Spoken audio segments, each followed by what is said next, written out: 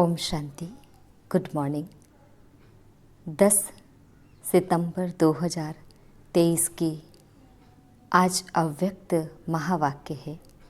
इसका revise date है 4 दिसंबर 1995। आज बाप दादा हम बच्चों को इस विषय पर समझा रहे हैं।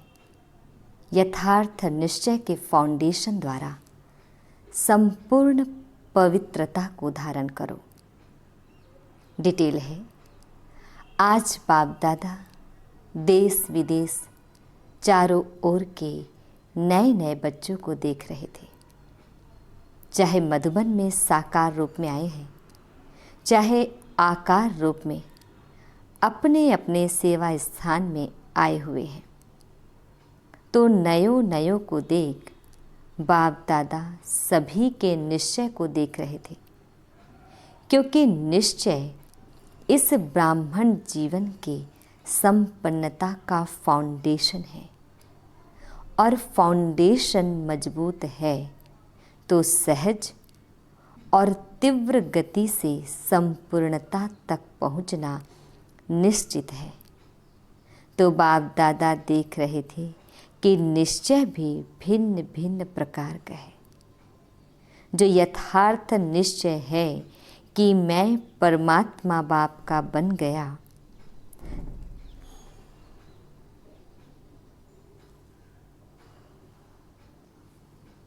स्वयं को भी आत्म स्वरूप में जानना, मानना, चलना और बाप को भी जो है वैसे जानना, ये है यथार्थ निश्चय। दूसरा निश्चय है योग द्वारा थोड़े समय के लिए अशांति से शांति का अनुभव करते हैं और स्थान का शक्तिशाली शांत वायुमंडल आकर्षित करता है। वह ब्राह्मण परिवार, ब्राह्मण आत्माओं का आत्मिक प्यार और पवित्रता के जीवन का प्रभाव पड़ता है। कंपनी अच्छी लगती है। दुनिया के वायुमंडल के कॉन्ट्रास्ट में ये संग अच्छा लगता है। ज्ञान भी अच्छा, परिवार भी अच्छा, वायुमंडल भी अच्छा। तो वो अच्छा लगना उस फाउंडेशन के आधार पर चलते रहते हैं। यह दूसरा नंबर।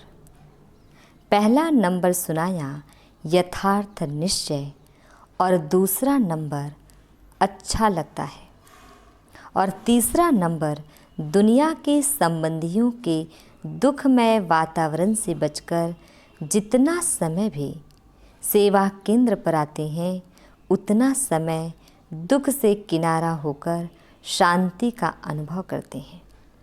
ज्ञान की गुह्यता में नहीं जाएंगे, लेकिन शांति की प्राप्ति के कारण कभी आते हैं और कभी नहीं भी आते हैं।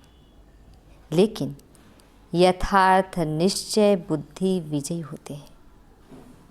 और देखा जाता है कि जब शुरू में आते हैं तो अशांति से तंग होते हैं, शांति के इच्छुक होते हैं।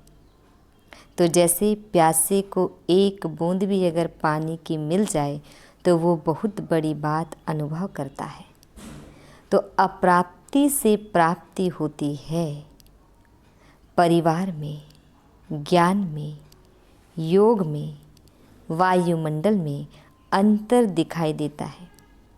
तो पहला समय बहुत अच्छे उमंग उत्साह से चलते हैं, बहुत नशा रहता है, खुशी भी होती है। लेकिन अगर पहले नंबर के यथार्थ निश्चय का फाउंडेशन पक्का नहीं है, दूसरे या तीसरे नंबर का निश्चय है, तो धीरे धीरे जो शुरू की खुशी, शुरू का जोश है, उसमें फ़र्क आ जाता है। इस सीजन में नए नए बहुत आए हैं और चांस भी मिला है। यह तो बहुत अच्छा है। बाप दादा को भी नए नए बच्चों को देख खुशी होती है कि ये फिर से अपने परिवार में पहुंच गए। लेकिन ये चेक करो कि निश्चय का फाउंडेशन पक्का है। हमारा निश्चय नंबर 1 है, वह नंबर 2 है। अगर नंबर 1 निश्चय है तो चलते चलते मुख्य पवित्रता धारण करने में मुश्किल नहीं लगेगा। अगर पवित्रता स्वप्न मात्र भी हिलाती है, हलचल में आती है, तो समझो नंबर 1 फाउंडेशन कच्चा है, क्योंकि आत्मा का स्वधर्म पवित्रता है। अपवित्रता परधर्म है और पवित्रता स्वधर्म है। तो जब स्वधर्म का निश्चय हो गया तो परधर्म हिला नहीं सकता।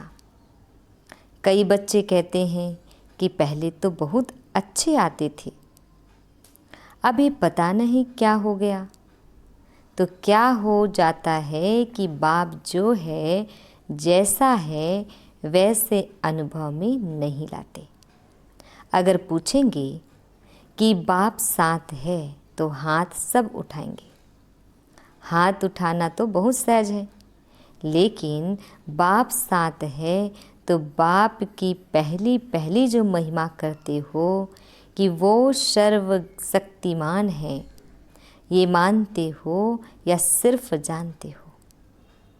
तो जब सर्वशक्तिमान बाप साथ है तो सर्वशक्तिमान के आगे अपवित्रता आ सकती है? नहीं आ सकती, लेकिन आती तो है। तो आती फिर कहाँ से है? कोई और जगह है। चोर लोग जो होते हैं वो अपना स्पेशल गेट बना लेते हैं, चोर गेट होता है।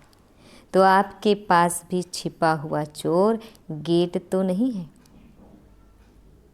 चेक करो, नहीं तो माया आई कहाँ से? ऊपर से आ गई। अगर ऊपर से भी आ गई तो ऊपर ही ख़त्म हो जानी चाहिए।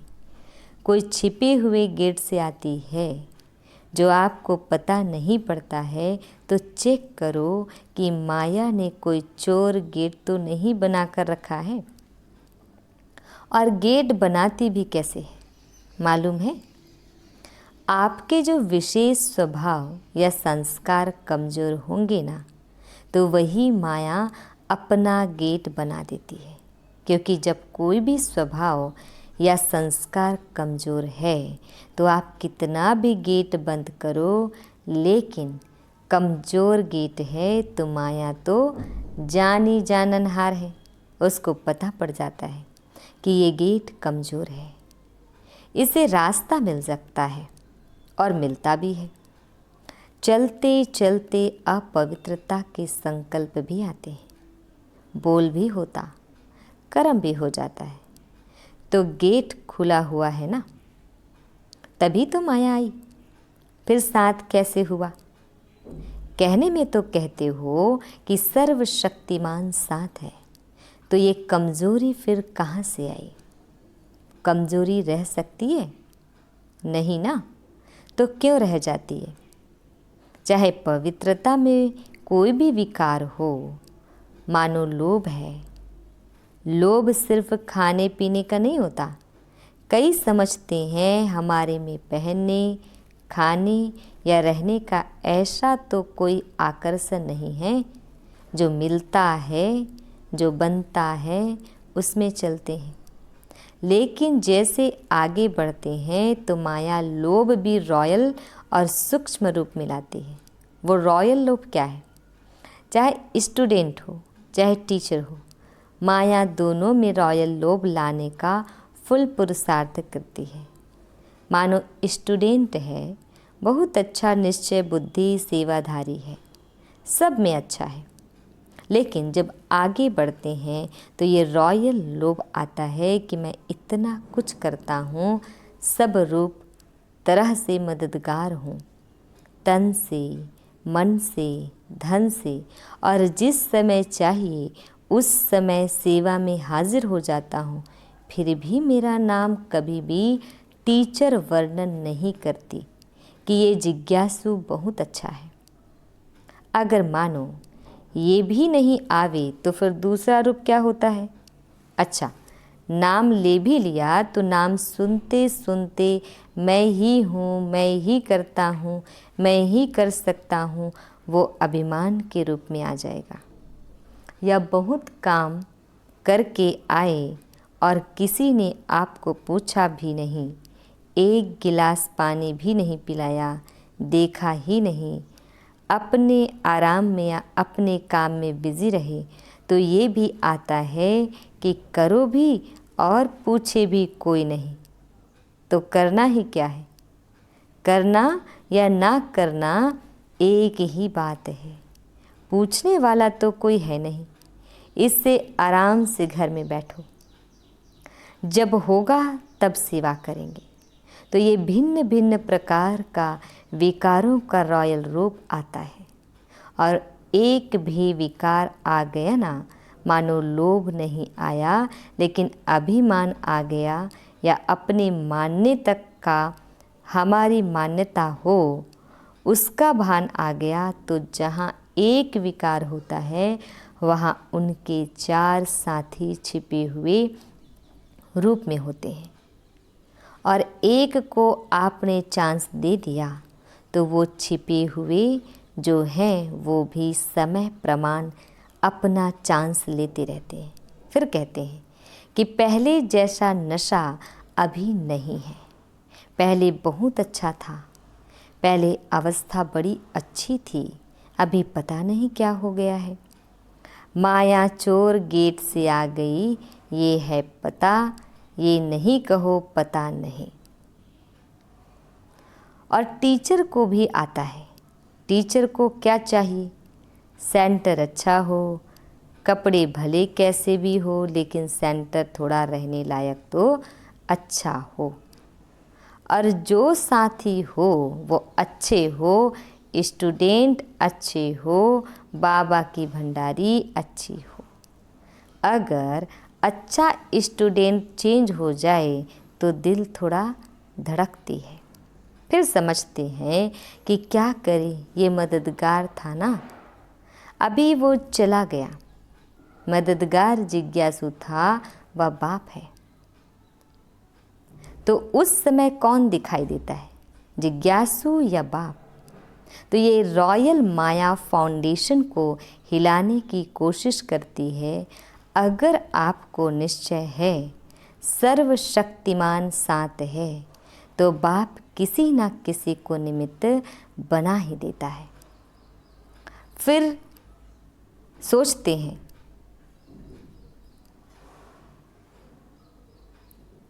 फिर सोचते हैं हमें कम से कम एक बार आबू की कॉन्फ्रेंस में या किसी बड़ी कॉन्फ्रेंस में चांस मिलना चाहिए। चलो और नहीं, योग शिविर तो करा लें, ये भी तो चांस होना चाहिए ना। चलो भाषण नहीं करे, स्टेज पर तो आवे। आखिर विनाश हो जाएगा, क्या विनाश तक भी हमारा नंबर नहीं आएगा? नंबर तो आना चाहिए ना। लेकिन पहले भी बाप दादा ने सुनाया कि अगर योग्य है, चांस मिलता है तो खुशी से करो, लेकिन ये संकल्प करना कि हमें चांस मिलना चाहिए, यह भी मांगना है। चाहिए चाहिए ये है रॉयल मांगना, ये होना चाहिए, ये हमें पहचानते नहीं हैं। दादी दीदियाँ भी सभी को पहचानती नहीं हैं, जो आगे आते हैं उसको आगे कर लेते हैं। तो ये संकल्प आना यह भी एक सूक्ष्म मांगना है। लेकिन बाप दादा ने सुना दिया है कि मानो आप स्टेज पर आ गई या आपकी कोई भी विशेषता के कारण योग नहीं भी है, अवस्था इतनी अच्छी नहीं है, लेकिन बोल में कैचिंग पावर में विशेषता है, तो चांस मिल जाता है। क्योंकि किसी की वाणी में मिठास होता है, स्पष्टता होती है और कैचिंग पावर होती है। तो यहाँ के वहाँ के मिसाल वगैरह कैच करके सुनाते हैं, इसलिए उन्हों का नाम भी हो जाता है। कौन चाहिए? फलानी चाहिए, कौन आवे? फलानी आवे, चाहे योग में कच्ची भी हो। तो इस पर नंबर फाइनल नहीं होने हैं। जो फाइनल नंबर मिलेंगे वो ये नहीं होगा कि इसने कितने भाषण किए या इसने कितने स्टूडेंट व सेंटर बनाए हैं, लेकिन योग्य कितनों को बनाया है। सेंटर बनाना बड़ी बात नहीं है, लेकिन योग्य कितनी आत्माओं को बनाया। नाम हो गया 30 सेंटर के इंचार्ज हैं और 30 में से 15 हिल रहे हैं। 15 ठीक है, तो फ़ायदा हुआ या सिर्फ नाम हुआ?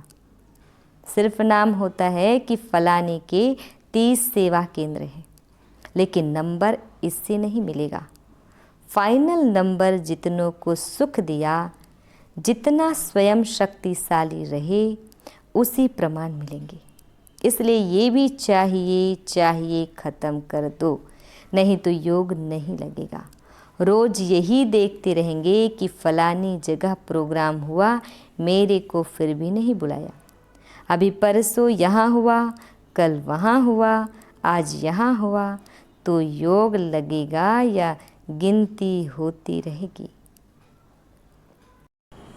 तो मुख्य बात जो यथार्थ निश्चय है उसको पक्का करो।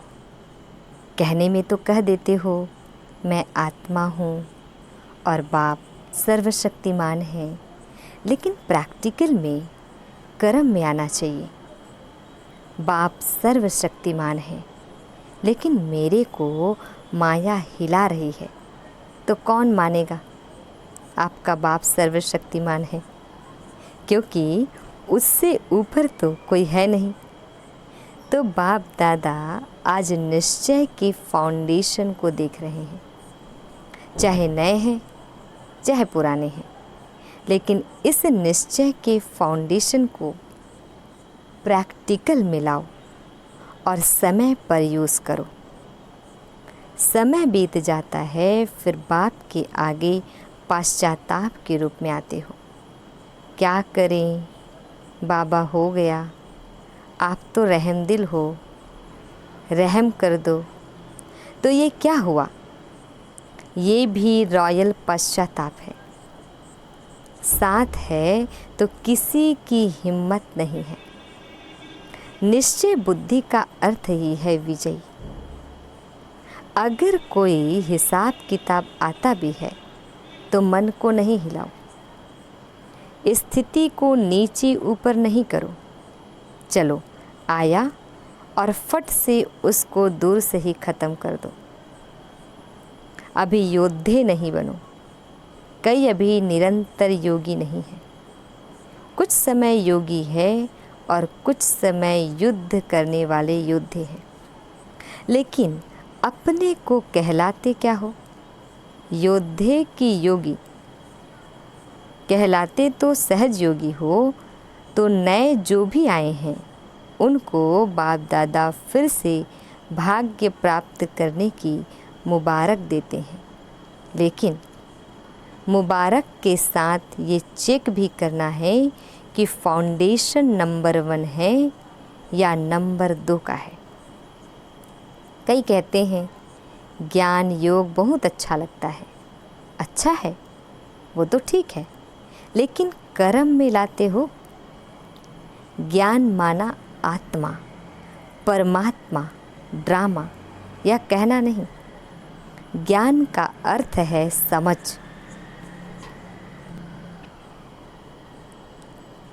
समझदार जैसा समय होता है, वैसे समझदारी से सदा सफल होता है। कभी भी देखो जीवन में दुख आते हैं तो क्या सोचते हो? पता नहीं मुझे यह क्यों नहीं समझ में आया, यही कहेंगे।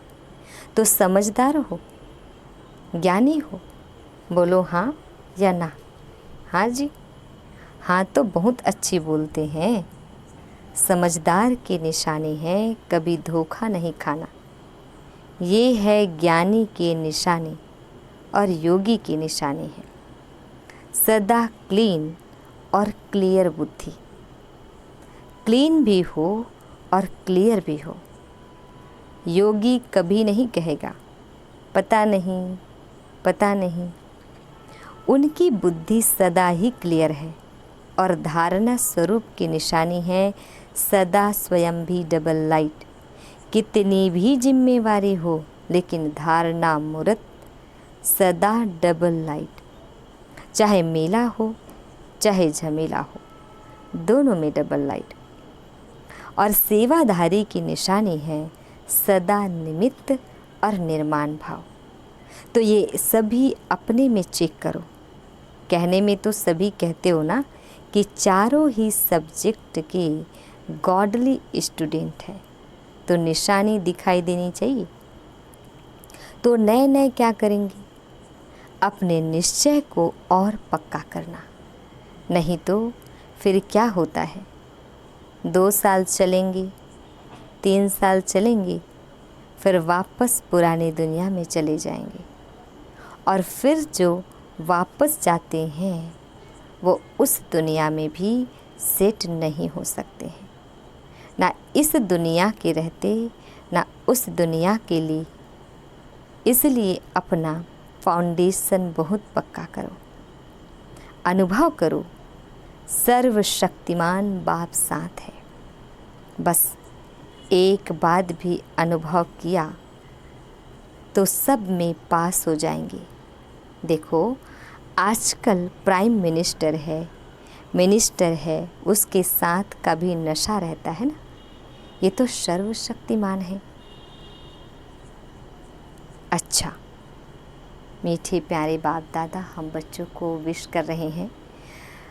अच्छा, चारों ओर के सदा श्रेष्ठ भाग्यवान भाग्य विधाता को अपना बनाने वाले ऐसी श्रेष्ठ आत्माओं को सदा बाप दादा के श्रीमत को सुना और किया ऐसे सर्वसपूत बच्चों को सदा सेवा में अचल रहने वाले झमेला मुक्त और परमात्मा मिलन मेला मनाने वाले सभी बच्चों को बाप दादा का याद प्यार और नमस्ते। अच्छा, डबल विदेशियों को डबल नशा है ना। डबल विदेशी अर्थात डबल लाइट, डबल नशा और डबल बाप दादा और परिवार के प्यारे। समझा? हम रूहानी बच्चों की रूहानी बाप दादा जी को याद प्यार, गुड मॉर्निंग और नमस्ते नमस्ते नमस्ते। शुक्रिया मीठी प्यारी बाप दादा, शुक्रिया। आज हम बच्चों को वरदान दे रहे हैं। अपने मन के अधिकार की अनुभूति द्वारा अधीनता को समाप्त करने वाले सर्व अधिकारी भव। डिटेल है, बाप को अपना बनाना अर्थात अपना अधिकार अनुभव होना। जहाँ अधिकार है वहाँ न तो स्व के प्रति अधीनता है, न संबंध संपर्क में आने की अधीनता है, न प्रकृति और परिस्थितियों में आने की अधीनता है। जब इन सब प्रकारों की अधीनता समाप्त हो जाती है तब सर्व अधिकारी बन जाते।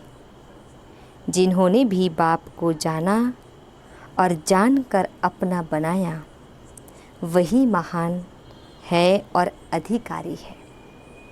स्लोगन, अपने संस्कार व गुणों को सर्व के साथ मिलाकर चलना, यही विशेष आत्माओं की विशेषता है। ओम शांति शांति शांति।